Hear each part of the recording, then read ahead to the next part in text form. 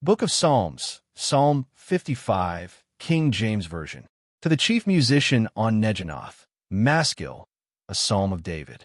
Give ear to my prayer, O God, and hide not thyself from my supplication. Attend unto me, and hear me. Mourn at my complaint, and make a noise, because of the voice of the enemy, because of the oppression of the wicked. For they cast iniquity upon me, and in wrath they hate me. My heart is sore pained within me, and the terrors of death are fallen upon me. Fearfulness and trembling are come upon me, and horror hath overwhelmed me. And I said, O that I had wings like a dove, for then would I fly away and be at rest. Lo, then would I wander far off, and remain in the wilderness. Selah, I would hasten my escape from the windy storm and tempest. Destroy, O Lord, and divide their tongues. For I have seen violence and strife in the city. Day and night they go about it upon the walls thereof. Mischief also and sorrow are in the midst of it. Wickedness is in the midst thereof. Deceit and guile depart not from her streets. For it was not an enemy that reproached me, then I could have borne it. Neither was it he that hated me that did magnify himself against me. Then I would have hid myself from him. But it was thou, a man mine equal, my guide and mine acquaintance. We took sweet counsel together, and walked unto the house of God in company. Let death seize upon them, and let them go down quick into hell. For wickedness is in their dwellings, and among them. As for me, I will call upon God, and the Lord shall save me. Evening and morning and at noon will I pray and cry aloud, and he shall hear my voice.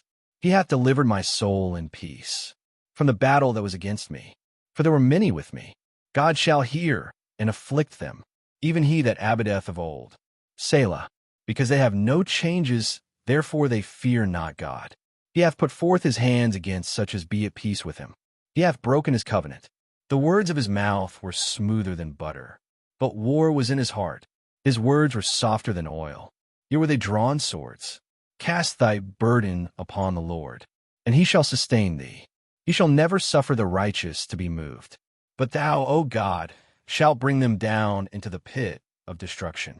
Bloody and deceitful men shall not live out half our days, but I will trust in thee. Brief commentary. Psalm 55 is one of Scripture's most honest portraits of emotional anguish. David does not present himself as fearless or composed. He admits to terror, trembling, and a desperate desire to escape. Faith here does not deny anxiety. It carries it directly into prayer. The deepest wound in this psalm is not violence from strangers, but betrayal from a trusted companion. Words once shared in worship have turned into weapons. This betrayal cuts so deeply because it violates both friendship and covenant, revealing how spiritual treachery wounds the soul more than open hostility. Yet the psalm pivots on resolve. David chooses rhythm over panic, evening, morning, and at noon, a life ordered around prayer instead of fear. The central invitation of the psalm stands as one of Scripture's most enduring promises. Cast thy burden upon the Lord, and he shall sustain thee. Psalm 55 reminds us that while betrayal may shake the heart and fear may overwhelm the body, God remains steady. Burdens shared with him do not disappear instantly, but they are carried by hands that never fail.